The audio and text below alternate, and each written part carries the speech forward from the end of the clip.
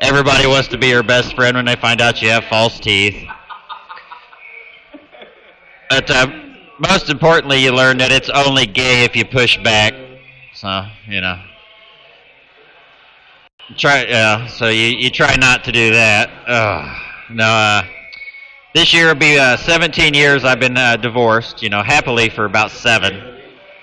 And because about 7 years ago, I got a phone call from my ex-wife's now second ex-husband.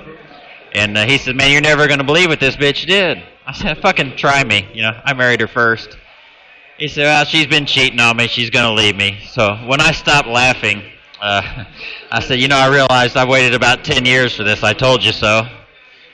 For a long time, he was one of my better weed dealers. I say better, but you'd think a guy who stole your wife and kids would knock $5 off a bag every now and then. But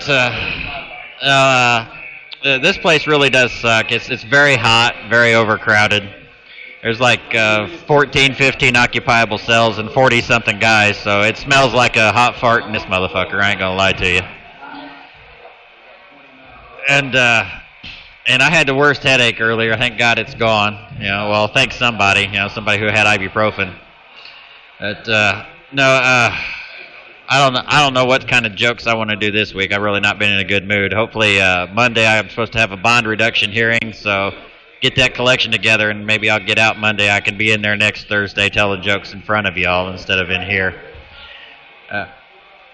I keep having a recurring nightmare, and it's the same one every time I come to jail. It's my ex-wife and I are back together. I wake up screaming in cold sweats.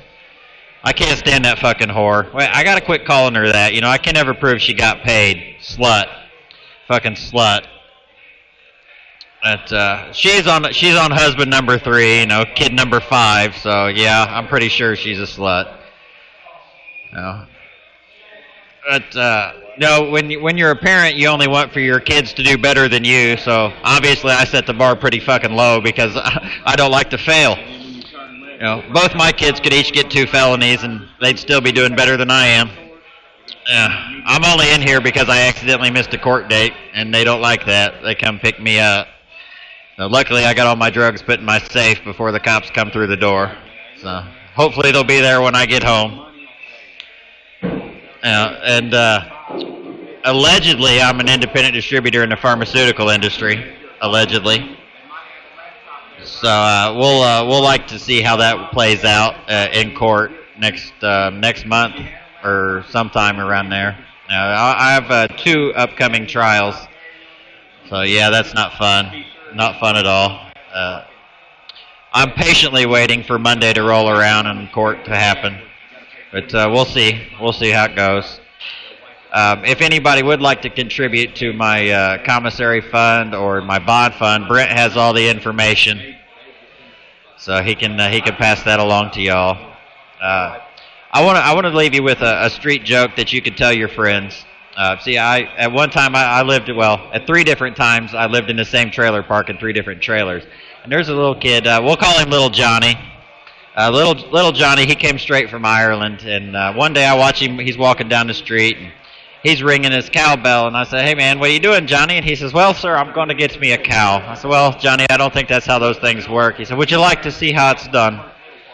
I said, no, Johnny, I'll trust you. Sure enough, a couple hours later, he comes, he's got this cow following right along behind him. I'm like, kid must know something I don't. About a week goes by, and I see little Johnny walking on. He's dragging something behind him. I said, well, what do you got now, Johnny? He says, well, sir, I've got me some chicken wire. I'm going to catch me some chickens.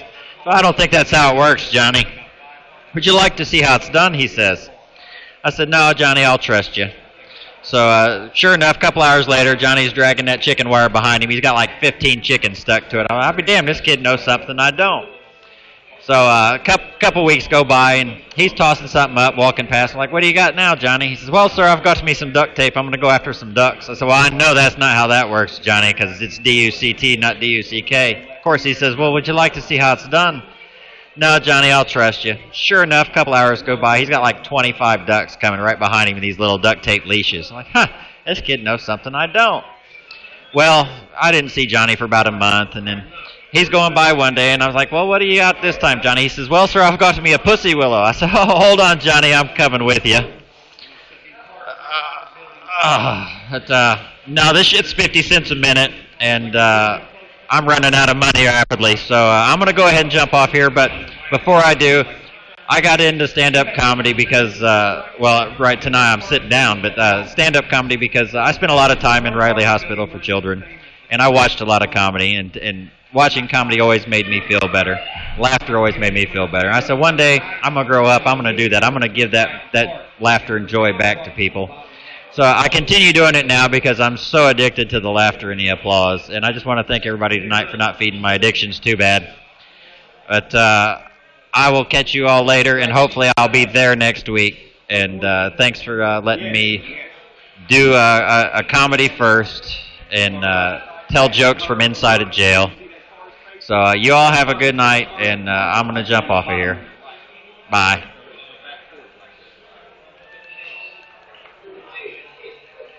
No,